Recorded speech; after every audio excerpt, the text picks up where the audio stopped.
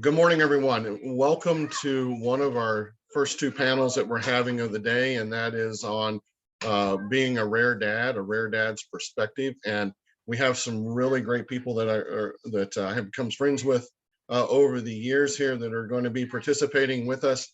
And we've got from the United States and the UK that are joining. So, I'm going to introduce these guys just by name, and then I'm going to have them kind of go through their own bio here. I'll be moderating the panel. My name is Jeff Lord. I'm the CTO of the Dash Alliance. And the Dash Alliance was founded by my wife many years ago. And we started out as My City Med, and we transitioned to the Dash Alliance out of a need that we wanted to help people on the rare disease journey, because we started ours when our daughter was born. And we just didn't have a lot of resources to pull from.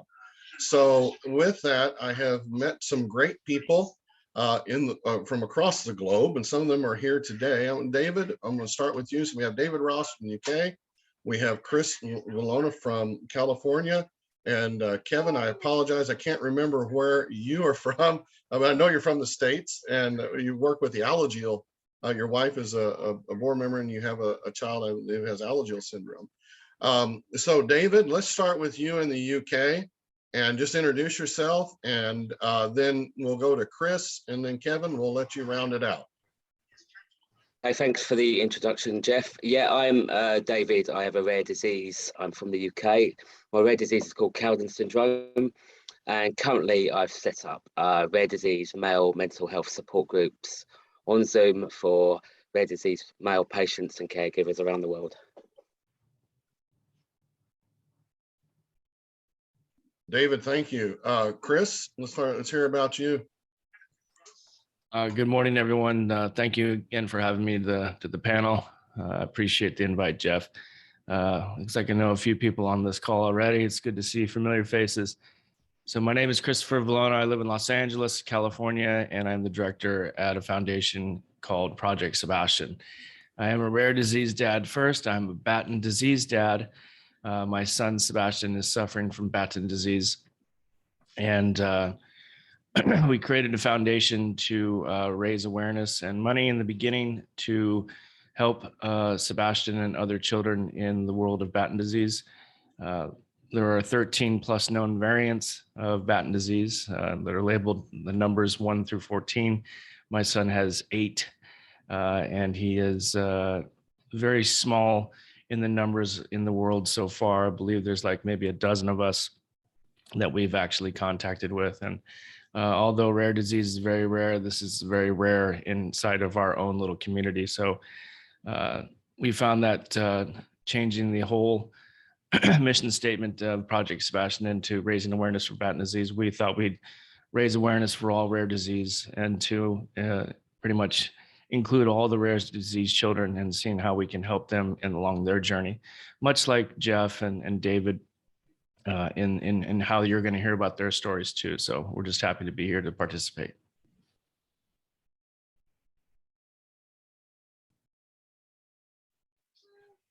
Thanks, Christopher.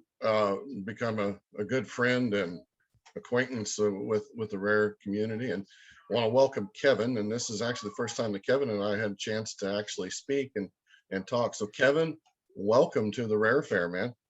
Appreciate it. It's great to meet you, Jeff. Yeah, and so I'm Kevin. I'm from Seattle, also on the west coast of the United States. I'm a rare disease dad, so my son has Alagille syndrome. It is also, it's very rare. It's definitely unique in where it's a genetic mutation that actually affects different parts of the anatomy. So one person's Alagille is totally different than the other. How my son's affects his liver, and so he actually, he has a bunch of medical issues.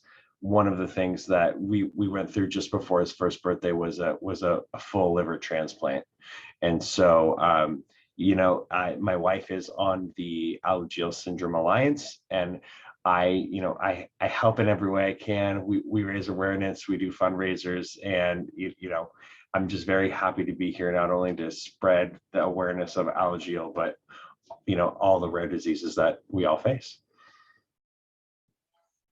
Fantastic. So we have a good mix here today. So thank you guys for sharing that with us. And Christopher and Kevin, you have children, and you're a rare disease parent / dad. And David has a rare disease, who is a dad, and I think your daughter is Rachel, right, David? Yeah. But Rachel does not. And so his perspective is a little different. He battles a rare disease, and how does that impact his child from that aspect too? So my line of questioning here going to be, and it kind of kicks off some conversation with it, is a little different perspectives from things, and how we're impacted with it. So, Christopher and Kevin, I want to start with you two guys. How old are you might have mentioned how old Sebastian was, and Chris, we just were talking about that just before we kick things off, but tell us a little bit about Sebastian himself, and then Kevin, talk about your kiddo. How old are they, and how are things going right now with their journey? Chris, let's start with you. Right. So Sebastian turned 18 this last July, and he'll be 19 on the 18th of July, 22. My story is very similar to a lot of other men and women in this journey. Misdiagnosis was always the key.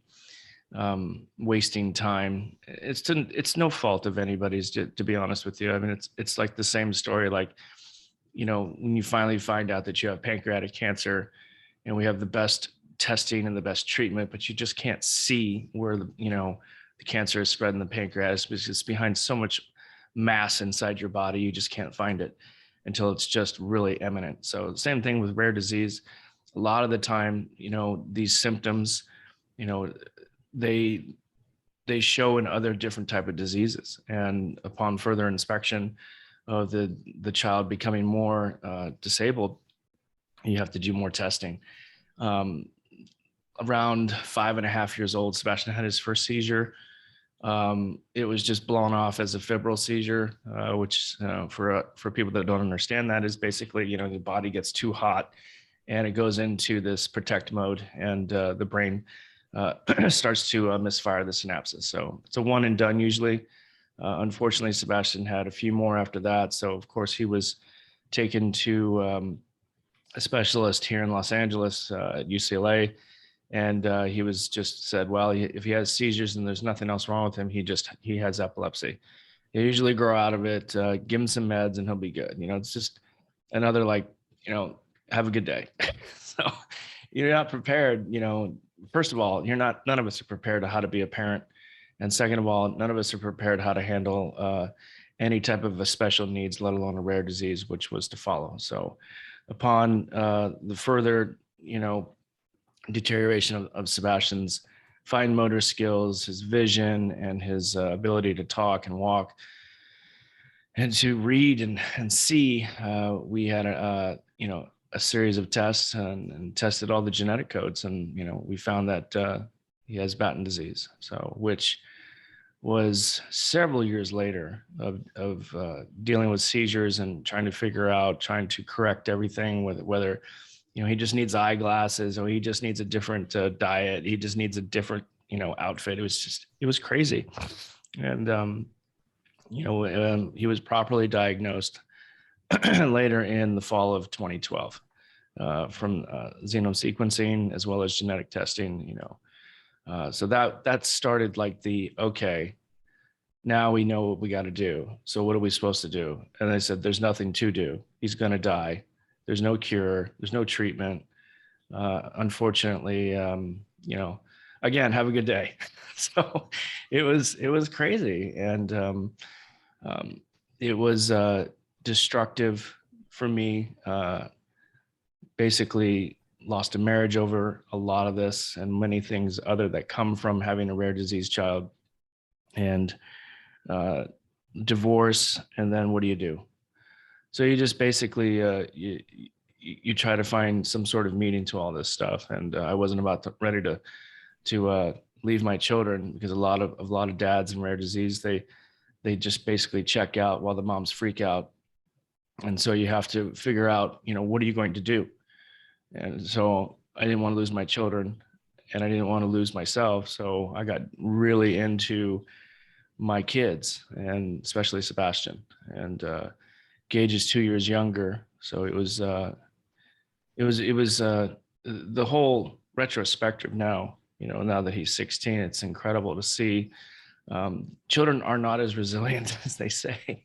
They would call them the super siblings, and they go through it just as much as the parent goes through it. It's very sad. But how is it now? Well, through love and care and the support group, and through Project Sebastian, we're able to basically, take care of the basic necessities and the medical needs of Sebastian. We have a great team here in Los Angeles. Our foundation is small, but we're mighty. And basically, we have a great support system at school, and I have the children full time. So I'm grateful for that. And we're waiting, as always, we're waiting for gene therapy replacement, which has been shown to stop the progression of this disease and Batten disease and many other diseases. But it's always something that is always delayed. And so the enemy of this disease, as with other rare diseases with no cure, is time. So as time persists, it destroys the body, but you're still waiting on this magical pill, this magical shot, the magical cure, the treatment, whatever. And there's nothing we can do. We just have to sit and wait. So what I've been forced to do is keep my son healthy as possible, whether it's proper diet, training, working out, stretching, keeping his body moving so that he doesn't become so laid up, as one would say, that he just needs to constantly keep moving, keep his muscles growing, his body growing. And I don't know if it's working or not, but he's currently almost 5'9", 150 pounds, solid muscle. And the doctors are kind of amazed. So the willingness for me to keep my children happy and fit and has really transcended into Sebastian. I'm truly amazed at Sebastian and how he has grown and how he has basically maintained this lifestyle of fitness, and it's because of the team. So we talk about fighting back. We talk about being present. We talk about we want to live. We want to get out of depression. We want to get into better mental health, which has been really succumbed in this family a few times. This mental disease, it rears its ugly head. So I have taken necessary steps to meet people like David, who actually have helped me understand, mental health is just not about, your children. This affects the whole family. And you two are, now a part of this family because you're dealing with some mental health issues.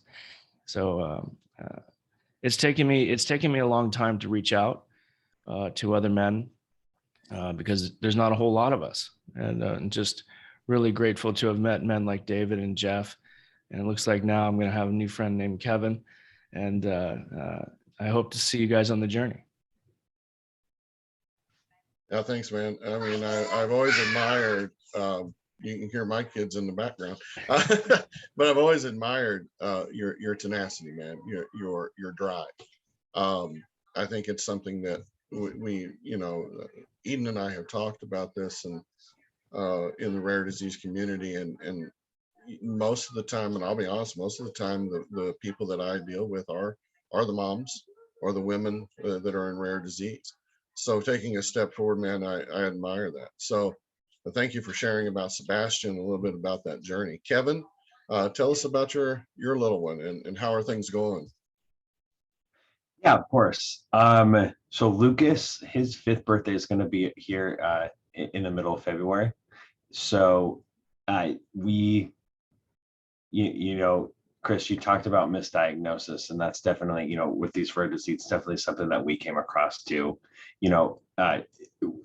During his first year of life, we we just kind of noticed a steady decline of his health, and his jaundice, and they knew something was wrong with his liver, and they weren't thinking it was a rare genetic disease. They automatically thought, it was something more typical. So, right off of the bat, he had an emergency surgery that was, call it what it was. It was unnecessary. It was a huge surgery on his liver. It didn't need to be done. It really didn't do anything until they later found out, oh, this is actually, he's actually has this rare genetic disease, Alagille syndrome. And then he was placed on the transplant list. And, that's a whole ball game of itself, where, you're just waiting and you're waiting. And it's as a parent, you're waiting for something tragic to happen to somebody else so that you can so that your son can be saved. And so it's kind of, it's bittersweet. It's a double-edged sword, but ultimately he did have his liver transplant on January 30th, a year, so just before his first birthday. And that was just the beginning of it, right? So yes, he had this life-saving transplant, but we spent months and months in the hospitals after that, just, straight. My wife literally lived in a hospital for almost 2 months. I would commute from work. I would go to a hospital and then I'd commute. This is pre-COVID, back when we all worked in the office. I would commute straight to the office and then back to the hospital again, doing everything that I could. And just kind of being there, just supporting them as much as I could, from that vantage point. And even when we were out of the hospital and they were back home, Luke has been, my son's name is Lucas, by the way. So Luke has been in, nearly 100 different procedures since then, whether it's been complications or it's been new issues. And it's been tough. It's been really tough. And not to mention, today he's doing better. His liver is actually something that it's in the back of our mind, but it hasn't been on the forefront. From his disease, what we've actually been, really worried about, he has crazy allergies, like food allergies that we have to be careful to. So we're constantly making all of our food and making sure that nothing outside is coming in. And also with a kid with a liver transplant who's on immunosuppressants, it's really nerve-wracking during a pandemic, right? So we've been isolated. Like everyone's been isolated, everyone's been masking up, or for the most part. But we've taken that extra step, following the advice of our doctors. Like, we don't want to, even Omicron. They're saying Omicron's kind of COVID light right now. We don't want to figure out how Luke's going to react to it at all. So that's us staying away from friends, staying away from family. We had our own Thanksgiving, we had our own Christmas. Fortunately, they all understand for the most part, but it's hard. This is amazing. This right here, this kind of interaction, talking to you guys, at the rare community. I think that, this is kind of what I get to do right now, and I love it. I appreciate you guys, giving this platform for us, not only all rare dads, but for Alagille in particularly for me, so that I can spread the word. Well, dude, thank you, and so glad that you could attend that. Of course, we've known Cher and Roberta from the Alagille amazing Alliance, and just amazing people, and we laugh and we can talk to them just like they're almost family, with it. They won't adopt me, but it's the way it is. So David, I wanted to move to you because your situation is a little different from the aspect that you're a dad that has a rare disease. And what I was going to ask you is, tell us a little bit about when you got your diagnosis, but how did that impact, Rachel, as she was growing up with you, having, and then I'm going to come back and I want to hit on, because both of you said the same thing, Christopher and Kevin both. You sometimes feel like you're in the Dr. Seuss book, all the places you'll go where you're in a waiting place. And I want to come back and revisit that in a minute. But, David, I think you've had a little bit of that too, as so many rare disease patients have. But how did your rare disease as a dad having it impact Rachel and her growing up? And how did you deal with that? Yeah, it's kind of been I describe it as in some respects a mixed blessing. So I was diagnosed with my condition when I was 42. Because my mother had the same condition, and before she passed, she gave a letter to give to me so I could give to the doctor should I want to get tested. So as soon as I got tested, it was kind of like I was found to have the same condition. And I mean, from my first things was like, it was talked about getting my daughter tested. So one of the first things really, I was kind of like, well, it'd be wise to find out whether she has a condition as well. So that was done as soon as I got around that time of my diagnosis. And fortunately, she was found to not have the condition, which was great.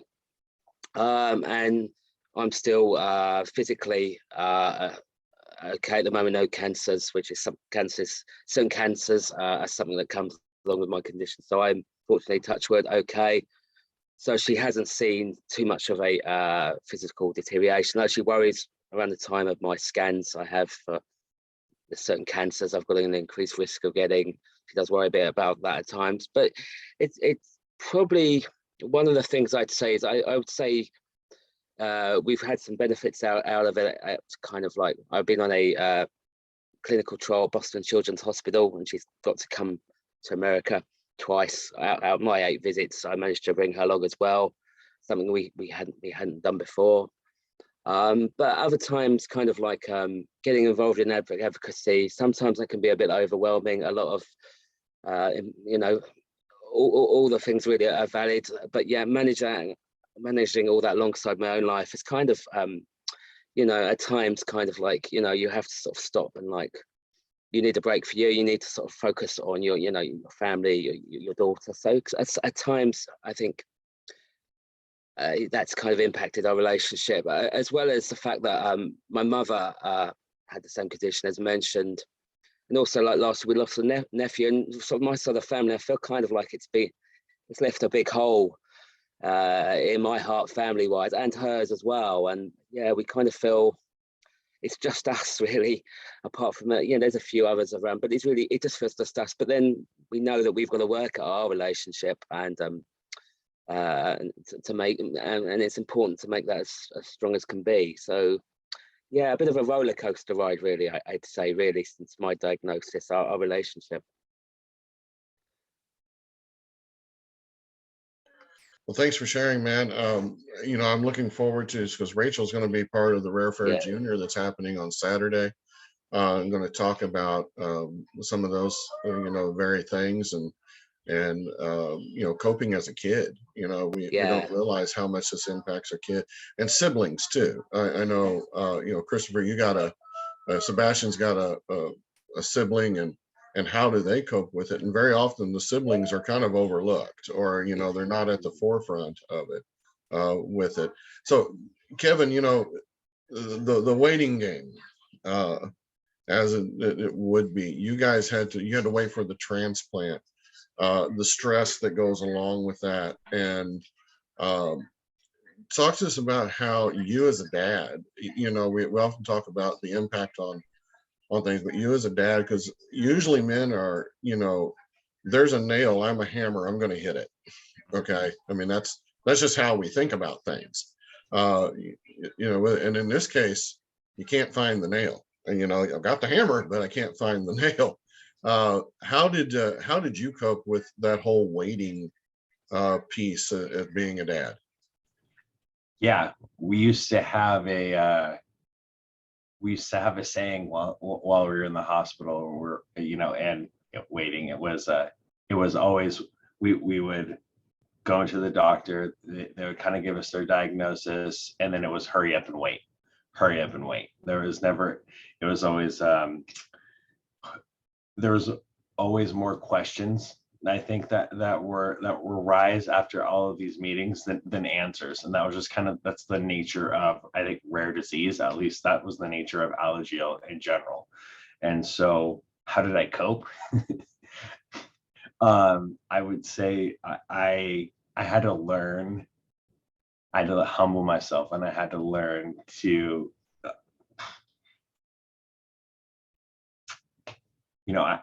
that I wasn't, that I had to leave my son in the hands of professionals and just kind of trust in the process. I think, right?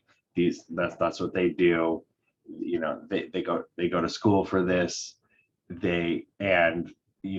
me being a parent, the biggest thing I could do is just kind of, be their love and support, and maybe just get out of the way and let them do what they have to do. Now, that being said, very early on, he was actually our transplant doctor. He said that one of the most important things that we can do for our child is to be his advocate. So, the squeaky wheel gets the grease, but nobody knows our son better than we know him. So there's always, we have to be on, on the ball. We have to be able to answer questions while we were in the hospital, and we have to just know Lucas the best that we can. And you're right, it's definitely hard as a father, trying to provide for my family and maybe being a little disconnected, like while my wife is at these appointments, and she's kind of been managing and running the show, and I'm kind of, I'm getting I'm getting secondhand, thirdhand updates about Lucas and how he's been doing. So just really, it's definitely, I don't know exactly if I managed gracefully all the time, but I again, just like I said, trust in the process, trust in the doctors, and be the biggest advocate I could be. I gotta tell you that trusting in the doctors, and Eden and I manage, we do the health together, but I can relate to that. We were talking earlier today about the distance. One time Eden had to take Cambria to Houston because nobody in Kansas City could treat her, and the doctor in Houston said, you get her here as quickly as you can. And we were fortunate that she didn't die, have a stroke, or go blind. I mean, she's fine. But if we hadn't made that move, one of those three things would have probably happened. And that trust that you put into those medical professionals, we also have that little thing in the back of your mind going, they're just human. Are they thinking about that next patient? Do they really even care? Sometimes, when they fly in and they fly out because they got to go to the next one. So I appreciate you sharing that, and the humility part. Boy, yeah, you humble pretty quick, because screaming and throwing things and kicking a trash can down the hall doesn't work. I mean, it doesn't gain you anything with it. So thank you for sharing that. Chris, I'm going to jump over to you because I know you talked about early on. Sebastian's a little bit older, but you talked about early on that misdiagnosis, just finding out. And of course, if we look at him from 18 years ago, the medical has changed a lot since he was born. So there's been a lot of waiting, and I know you're a big proponent of exercise and getting that, and but how did you cope with it? Oh, I was very angry. I was, destructive internally. On the outside, I was like smiling and everything's great. And then it wasn't. And then I started to show my emotion, and I started to, getting very angry and upset because it's just like you said, Jeff. It's like in this day and age, with many thousands of rare diseases well before me in my time, with medical technologies today, I just thought, yeah, okay, now you got a diagnosis. Okay, so what's the cure? And they're like, there is nothing. There's just nothing. And it was mind-boggling, because we're curing some cancers with treatments, not a cure, but treatments to remedy many other horrible diseases.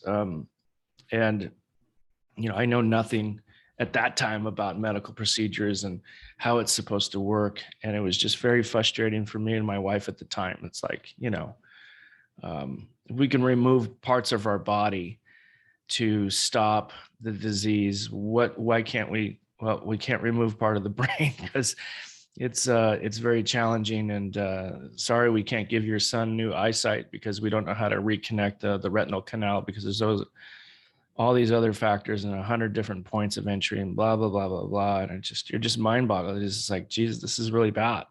It's really fucking bad. And I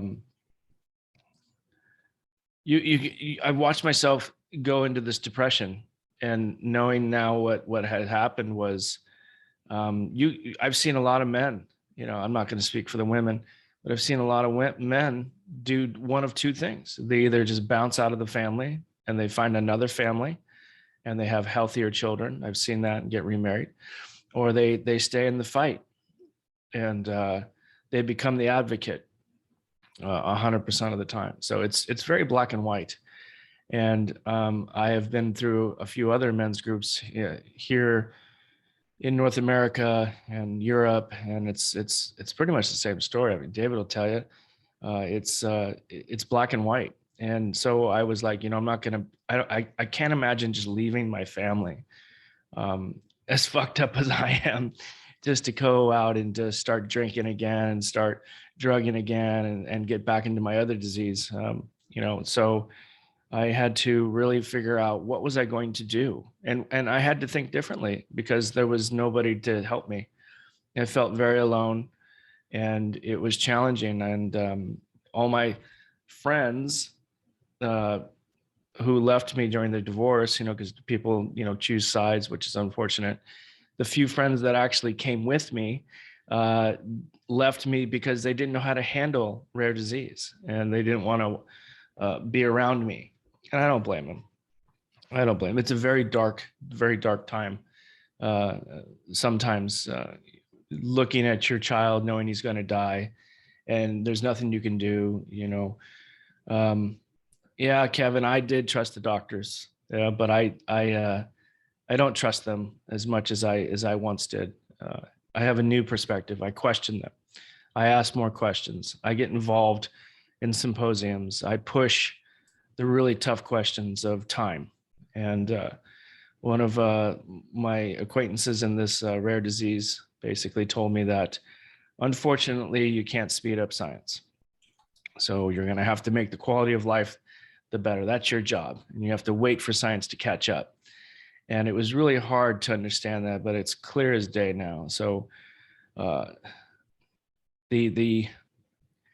guess the switch for me was like, once you figure out that, hey, you're not going to be depressed anymore, and you have a child that needs you and depends on you, what are you going to do? You have to start connecting with others. So, what do? You do like everybody else. You start a foundation. You start to get out your garbage can lids and you bang a bunch of noise. You have a podcast. You start talking to other families. You start, pissing off people. I piss off a lot of people, and I don't care anymore. And I piss off school people, educators, research, pharmaceutical giants have told me to, pound sand because I told them to fuck off. But, here's the thing. We are our child's voice, because at a certain point, our children's voices aren't going to be heard because they're going to be incapacitated. So what are we to do? They want to live, right? I want them to live. I want all of our children to live. They don't have a fair chance at this thing called life. But we're here now, and we're healthy, and we're strong, and we can be all those things for them, So that's what I do. I have this ability now to really dig within deep and mature as a man. I mean, Jesus Christ. Who would ever thought that this kid was going to be mature? I was a class clown. I was the fucking town drunk. I was all things that you see people. I was the kid in the party with the stuff all over his face, people writing lipstick because I was a drunk. And now here I am, 26 years sober, running a foundation and running a sober coaching company, talking with men about how to do this thing called life. I am extremely grateful and very blessed to have had these challenges given to me for my sons. You know, it's an attitude of gratitude every day, Jeff. Yeah, it sucks, but fuck, I'm grateful. I'm here. I have this now. I'm not going to throw it in the trash because I'm going to fix it, because that's what men do. We're fixers. And so I connect. And because of my connections, I'm here seeing all these lovely faces today. Good morning from Los Angeles. Dude, the one thing I always love about you, I love, well, we talked about it before in some of our conversations. You know, you just finally reach a point. I love how you share. You're open, you're honest with it, going with it. And I got another one to come back, because I think you hit upon really our next question, Christopher, and that's going to be to give you guys a kind of a forward look at it, is that how did the rare disease affect your identity? But David, before we address that, your situation was, you know, you're the patient. You're having to wait. You're an adult, and you know, and I'm learning more and more about, you know, international doctors and different things with it, and I wouldn't even begin to call myself an expert, but I have some. I can understand a little bit. But how was it for you? You know, you're a dad, probably, but you're battling this rare disease in the waiting game. You kind of want to get, I would say, to a point in your life where you can enjoy your daughter and do things. And how did this impact you?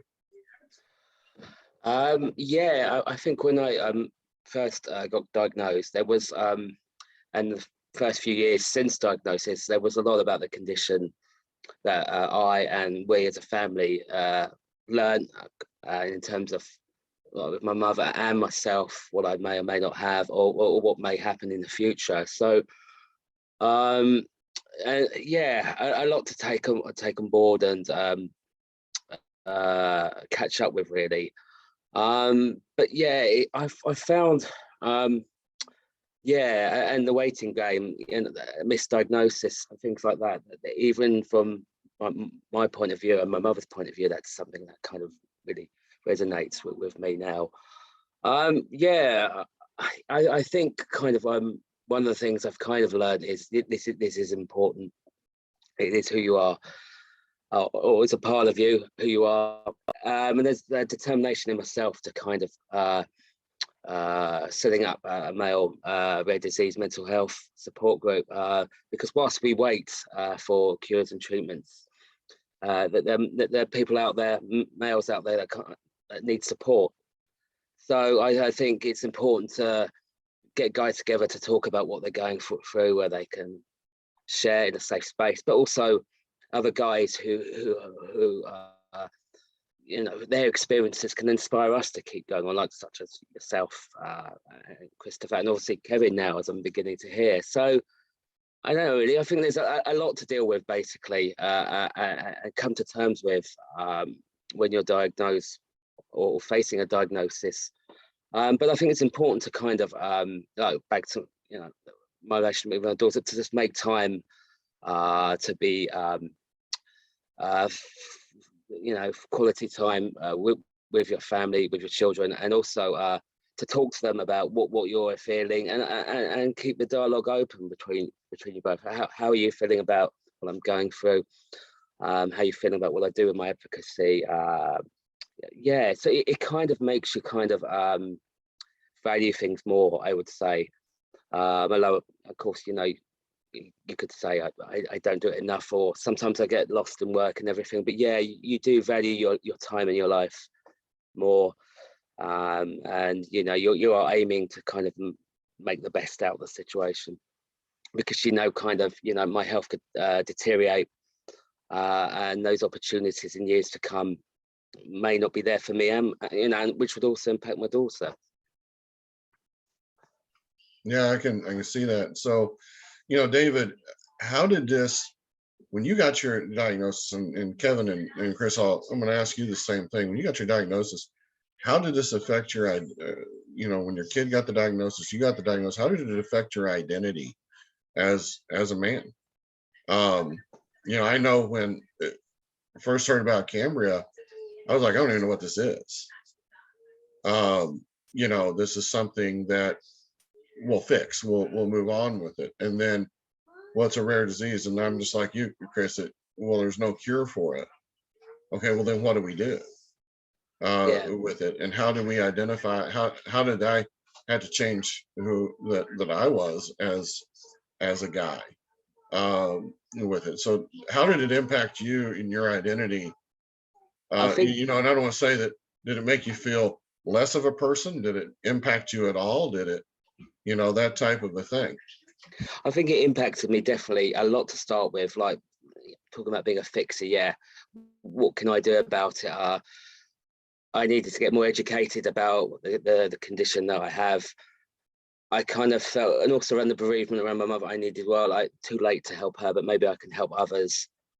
But I got a bit, to start with, kind of overwhelmed with a lot of advocacy, finding my own voice with it. So yeah, it did affect my identity, but now I've kind of found my own voice with the male support group, and I think kind of whilst we wait, as I just mentioned, wait for cures, treatment. Yeah, getting guys together to talk about what we're going through, get us speaking, I think is an achievement in itself, because what are we supposed to do whilst we're waiting?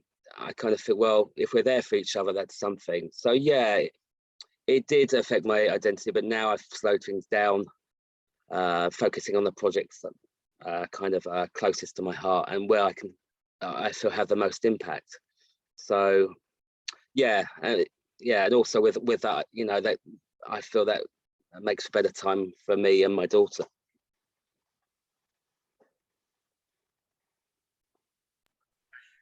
Chris, I know that you hit on it a little bit, but how did it affect your identity as an individual? The guy you were before to the guy that you became, and you talked about that a little bit already. Yeah, I mean, I was gonna, crush the world with my wife. We were gonna be in Forbes magazine. We were gonna pop bottles and travel the world and have this amazing life. And it didn't go as planned. And that's the thing about life. You just it's funny how we put in down on paper a plan, and my God just laughs at me. He goes, yeah, I don't think so. So you're needed here is the way I now look at it. It's not about woe is me. You're needed now. This is what you're supposed to be doing, and this is your path. And I didn't accept it. You think that you're going to have a certain life, and you watch, as a child, you watch all of your family friends and all their beautiful children and your friends, and they grow up and they're really great people. They go to college, they have families, and their kids are perfect and healthy. And you're like, wow, that's cool. I want that. And then when you start to do those things and you get married and you have kids, and then all of a sudden, boom, you're given these complications. And so I questioned me first. It's like, how could why is this is my fault, because I created the child.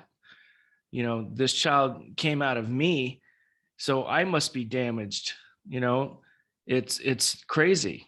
I gave my son a rare fucking disease, and it was just soul crushing.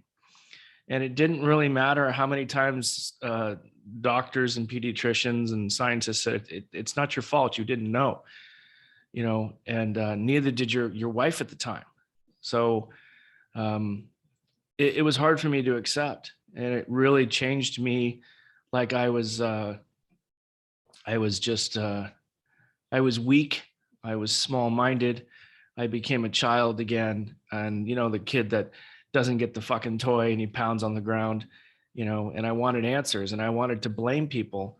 God knows I couldn't blame myself because I'm so arrogant. And I had to really dig deep and simply say, how are we going to fix this? And so I became this person of like, I wanted to just help the situation. And I couldn't help anything because I couldn't help myself. So I had to really get out of my own way. I had to really change again. I thought I changed when I got sober at 26 years of age, but I really had to change again in rare disease.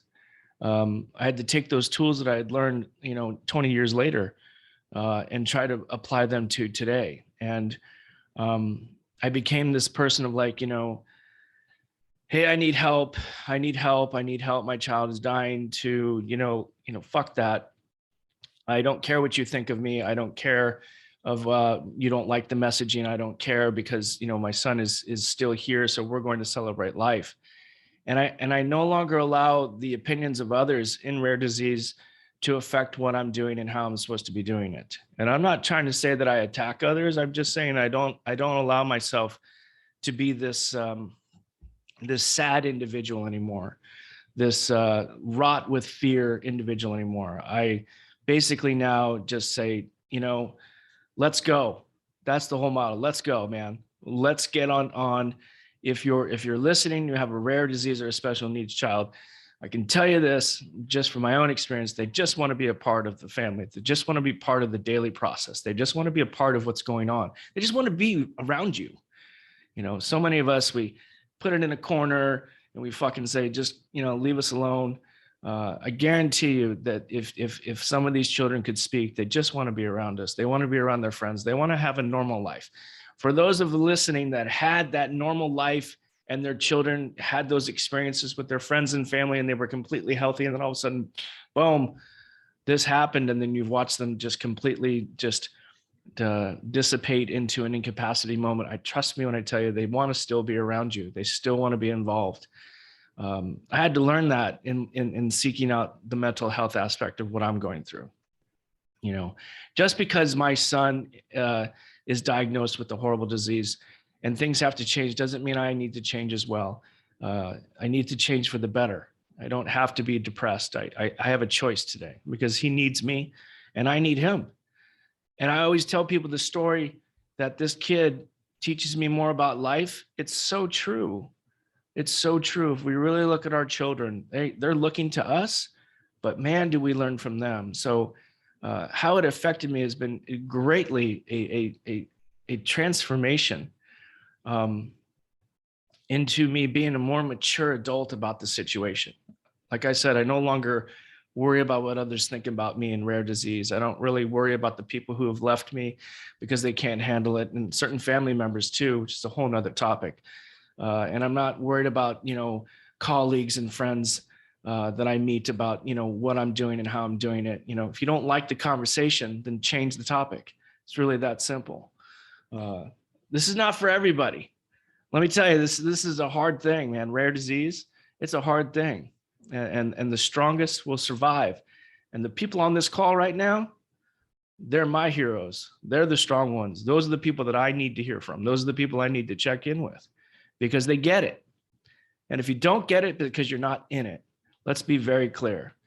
There are people out there that are they treat you like kid gloves, but they don't understand. And I don't fault them for it. We have to educate them. We have to be patient with them. We have to create groups like this. Groups like my in-person meeting on Thursdays, live in-person meetings, not just Zoom, but connections, helping people understand rare disease and special disease and mental health. Shit, I'm ready to fly out to see David. I want to go meet this kid, and that's the spirit of this whole process. And it's brought to you by Jeff. Jeff understands the connections are key. So that's how I did it. I know it's long-winded, but I get excited about this. I get passionate because I get pissed. Oh, I totally get that too. And I know there's some things that in talking about that you may not like certain things that are in the medical, but if it's happening to you, we always say, hey, if it happens to me, and I know that somebody comes on and they say, well, you're going to have to have a blood draw. You're going to have this done. I'm like, okay. And they're like, well, it might hurt a little. And I said, it isn't going to hurt anything like what it hurt my little girl. I watched her go through it. Don't worry about me. So, and if as parents, if we could take their pain, we would, because that's the thing. Kevin, how did it change you in your identity? Yeah, I think, Chris, I think you nailed it when you said, when people have their opinions or they want to throw their 10 cents and you just say, look, I don't, that's wrong and I don't care. And I'm here to, I'm here to advocate for Lucas. Like, I'm sorry you don't want to wear your mask, sir, but my son has an immunocompromise, so please put that on your face or get away from me, right? And also, you nailed it on the head too. Yes, it's been, it's been friends, but it's also been, some people within the family too that you've had to check. You've had to say, Aunt, this looks great, but it's full of allergens, and you need to get this out of the house right now. And we've had this conversation over and over and over again. So it's sticking up for Lucas. Lucas has been through enough. He's endured more medically than anybody I know. Anybody of age that I know. It is crazy, and he's still, he comes home and he'll have a smile on his face, playing with his toys, asking me to hang out with him, and that's why I do it, because I just want him to be happy. He is the purest form of a human that I know, and so I do everything that I can. And that's just totally changed. Like you said, how has it changed my identity? It's changed it 100-fold. I'm 100% focused on my family now, and making them happy and better.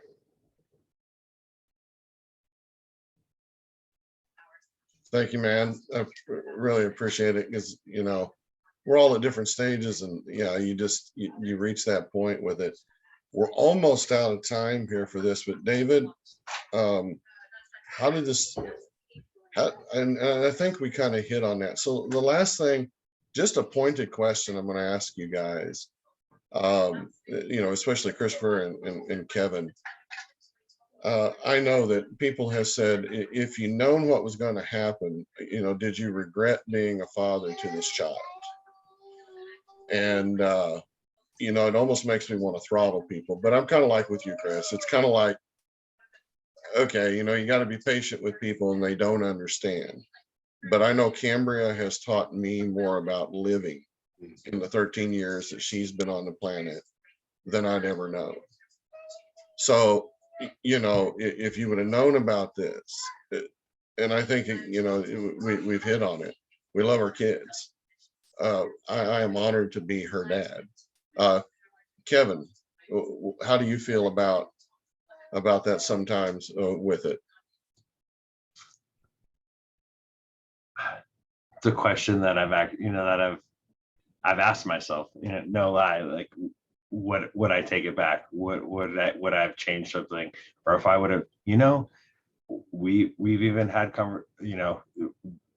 there was something, I don't remember exactly what it was, but when Julia, my wife, was pregnant, they noticed something on the echogram, and they said, is this something that we were worried about and that you want to abort the baby for?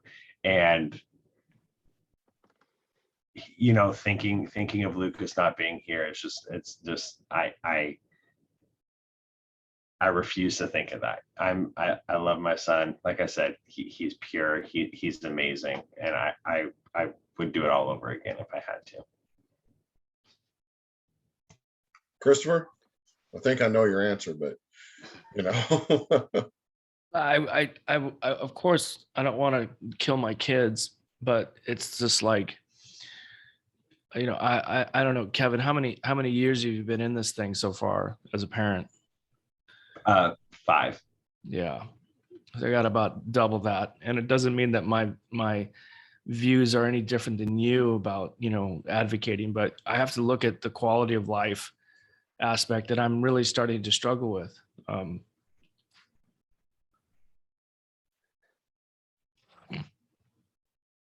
It's hard.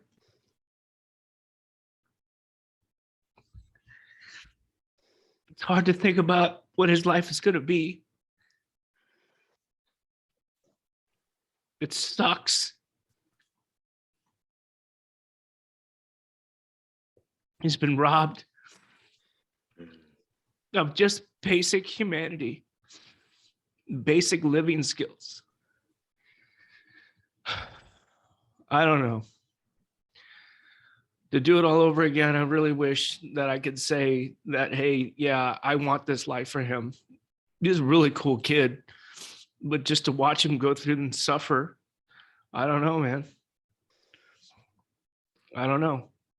I'm really on the fence about, would I have this life for a small amount of time with this kid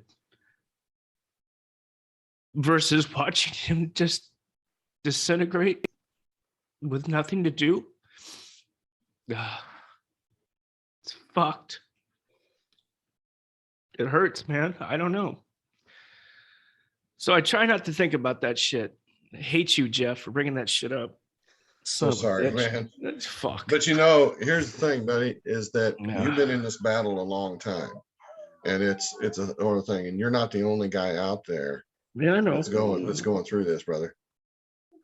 We've all thought about it to a certain extent, is that what would be the better alternative of it. That doesn't make us horrible people, doesn't make us bad men, doesn't make us a bad dad, because we want what's best for our kids.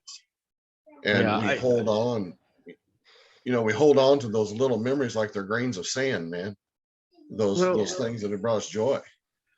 Right. So I think that the question, it's really not appropriate for someone like me right now. It's just like, I'm fucking already invested. I'm in. So it's like, you can't really just go, okay, Sebastian, have a good night and we'll see you in another lifetime. It's like, no, we're going to go, and we're going to finish this thing that we started, and we're going to get you treatment, and we're going to fix the problems. And then once we get the diagnosis handled, and we get the disease handled, then we're going to start rebuilding. I can't wait, to be honest with you guys, if you're listening, I can't wait to get to the next phase. And the next phase is basically, once we get gene therapy, we're going to rebuild this kid, just like, the $6 million man, if you guys are old enough to understand that. So we will rebuild him. That's the next phase. And I just wish we could get there a lot faster. So of course, Sebastian's brought me tremendous joy. So has my other son, Gage. I just can't fathom not having them in my life again. But, understanding the other side of that question, it's just so fucking scary, and it's just so sad. But like, people think about it, what would you have done differently? I don't know. Yeah.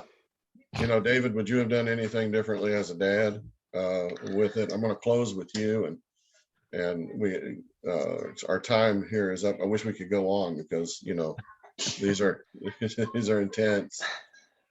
Yeah, I think it's something you have to learn as you go, and yes, something you have to keep working on, really.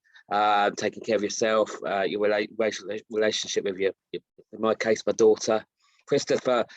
In my view, you're doing an amazing job, giving your son the best quality of life you can give him.